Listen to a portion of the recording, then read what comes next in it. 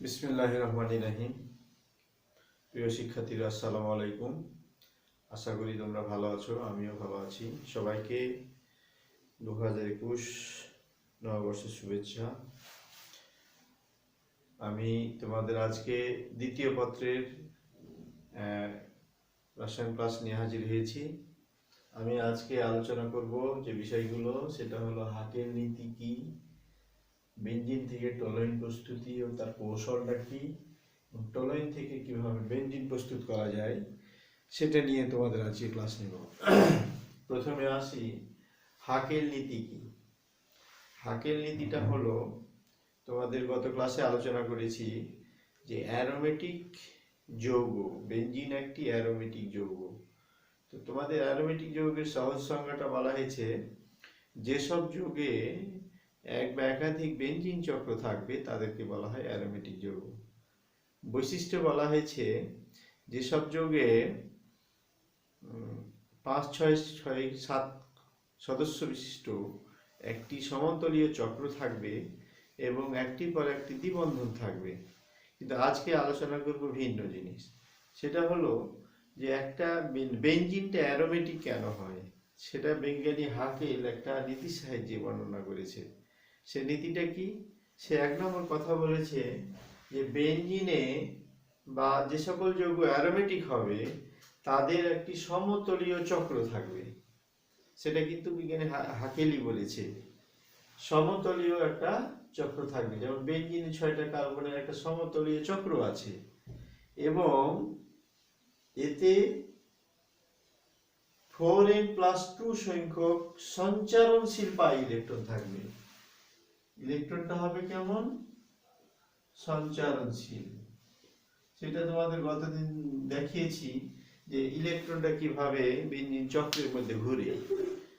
হাকের নীতির মূল কথা হলো যে অ্যারোমেটিক যৌগে একটি সমতলীয় চক্র থাকবে এবং এই চক্রের উপরিতলে, উপরে এবং নিচে একটি সঞ্চারণশীল পাই ইলেকট্রন থাকবে এবং এই সঞ্চারণশীল পাই ইলেকট্রনে 4n+2 সংখ্যক ইলেকট্রন থাকবে। এখানে n এর মান 0, 1, 2, 3 ইত্যাদি, একটি পূর্ণ সংখ্যা আর কি। কেমন? যেমন বেঞ্জিনের ক্ষেত্রে n এর মান হলো 1, বেঞ্জিনের ক্ষেত্রে n এর মান হলো 1, তাহলে বেঞ্জিনে ইলেকট্রন থাকবে 4n+2 সমান 6 পাই, 6টা পাই ইলেকট্রন থাকবে। তাহলে দেখতে পাচ্ছ যে বেঞ্জিনে 3টা দ্বিবন্ধন থাকে, বেঞ্জিনে 3টা দ্বিবন্ধন থাকে এবং প্রত্যেকটা বন্ধনে 2টা করে ইলেকট্রন লাগে। তাহলে 3 2 6টা পাই ইলেকট্রন থাকে। তাই বেঞ্জিন একটা অ্যারোমেটিক যৌগ। এটা বিজ্ঞানী হাকেল তার নীতি সাহায্যে বর্ণনা করেছেন, তোমরা বইয়ে সেটা দেখতে পাবে। তো বেঞ্জিন অ্যারোমেটিক যৌগ কেন? তাহলে আমরা বলতে পারি বেঞ্জিনে 6 কার্বনের একটি সমতলীয় চক্র আছে এবং এতে 4n+2 সংখ্যক সঞ্চারণশীল পাই ইলেকট্রন আছে। তাই হাকেল নীতি অনুসারে বেঞ্জিন একটি অ্যারোমেটিক যৌগ। তোমরা তাহলে অ্যারোমেটিক যৌগের সংজ্ঞাটা কি বুঝতে পারলে। এবার আমরা আসি, বেঞ্জিনের জাতক নিয়ে আলোচনা করেছিলাম। বেঞ্জিনের মনোজাতকগুলো হলো, যেমন টোলোইন একটা মনোজাতক। বেঞ্জিনের সাথে যদি মিথাইল গ্রুপ থাকে এটার নাম হলো টলোইন। বেঞ্জিনের সাথে যদি NH2 থাকে তাহলে এটার নাম ছিল অ্যানিলিন। বেঞ্জিনের সাথে যদি OH মূলক থাকে তাহলে এটার নাম ছিল ফেনল। এগুলো হলো গুরুত্বপূর্ণ মনোজাতক। তো আজকে আমি আলোচনা করব তোমাদের বেঞ্জিন থেকে কিভাবে টলোইন প্রস্তুত করা যায় এবং টলোইন প্রস্তুতির কৌশলটা কি। এটা হলো প্রস্তুতির বিক্রিয়া। বেঞ্জিনের সাথে যদি অনার্দ্র অ্যালুমিনিয়াম ক্লোরাইডের উপস্থিতিতে মিথাইল ক্লোরাইড বিক্রিয়া করো, অ্যালকাইল হ্যালাইড বিক্রিয়া করো, তাহলে অ্যালকাইল মূলকটা বেঞ্জিনের এই চক্রের সাথে যুক্ত হয়ে যায় আর এখান থেকে একটা হাইড্রোজেন প্রতিস্থাপিত হয়ে HCl তৈরি করে বা হাইড্রোজেন হ্যালাইড তৈরি করে। এই বিক্রিয়াটা নাম, গুরুত্বপূর্ণ একটা নাম আছে, নাম হলো ফ্রিডেল ক্রাফট বিক্রিয়া। তোমরা বইয়ে ফ্রিডেল ক্রাফট বিক্রিয়া নামে যে বিক্রিয়া পাবে সেটাই হলো টলোইন প্রস্তুতির একটি বিক্রিয়া। আরো প্রস্তুতি আছে, আমি এই বিক্রিয়াটি নিয়ে আজকে তোমাদের আলোচনা করব। তো ফ্রিডেল ক্রাফট বিক্রিয়া কি? অনার্দ্র অ্যালুমিনিয়াম ক্লোরাইডের উপস্থিতিতে অ্যালকাইল হ্যালাইড যেমন মিথাইল ক্লোরাইড বেঞ্জিনের সাথে বিক্রিয়া করলে অ্যালকাইল বেঞ্জিন বা টলোইন, যেমন মিথাইল বেঞ্জিন টলোইন তৈরি হয়। এই বিক্রিয়াটা কি বলা হয়? ফ্রিডেল ক্রাফট বিক্রিয়া। এটার নাম ফ্রিডেল ক্রাফট অ্যালকাইলেশন, অ্যাসাইলেশনও হয়। তাহলে টলোইন প্রস্তুতি তোমরা দেখতে পারলে। এবার আসলে কৌশলটা কি, কিভাবে তৈরি হয়? এখানে অ্যালুমিনিয়াম ক্লোরাইডটা হলো একটা বিকারক। বিকারকটা, এটাকে বলা হয় লুইস বিকারক, এবং এটা একটা ইলেকট্রন আকর্ষিত বিকারক। কি করে? কৌশলটা হলো ধাপ 1 এ এই অ্যালুমিনিয়াম ক্লোরাইড মিথাইল ক্লোরাইড থেকে ক্লোরাইড আয়নটাকে টেনে নেয়, দিয়ে অ্যালুমিনিয়াম টেট্রাক্লোরাইড আয়ন তৈরি করে আর মিথাইল কার্বোক্যাটায়ন তৈরি করে। এটার নাম হলো মিথাইল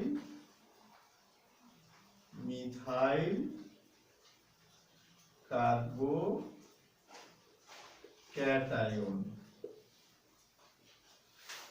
এই মিথাইল কার্বোক্যাটায়ন বেঞ্জিন চক্রকে আক্রমণ করে, দিয়ে একটা অস্থায়ী জটিল তৈরি করে। এটাকে সিগমা কমপ্লেক্স বলে। এটাকে সিগমা কমপ্লেক্স বলে। এই সিগমা কমপ্লেক্স আবার অস্থায়ী, যেহেতু এটা ভেঙে আবার এই যে টলোইন ও অ্যালুমিনিয়াম ক্লোরাইড ও HCl তৈরি করে।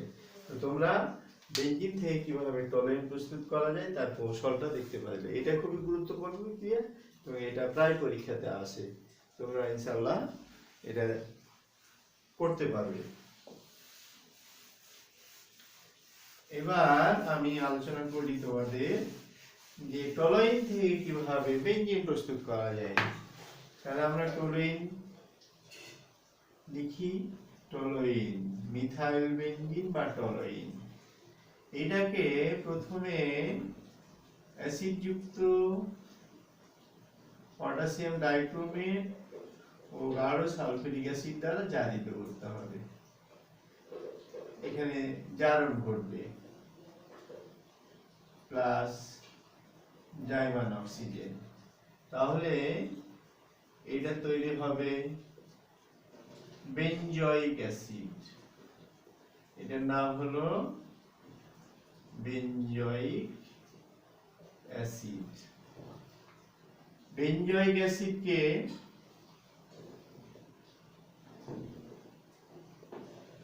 সোডিয়াম হাইড্রোক্সাইড ক্ষার সাথে বিক্রিয়া করলে তৈরি হবে সোডিয়াম বেনজয়েট লবণ প্লাস পানি। এই সোডিয়াম বেনজয়েটকে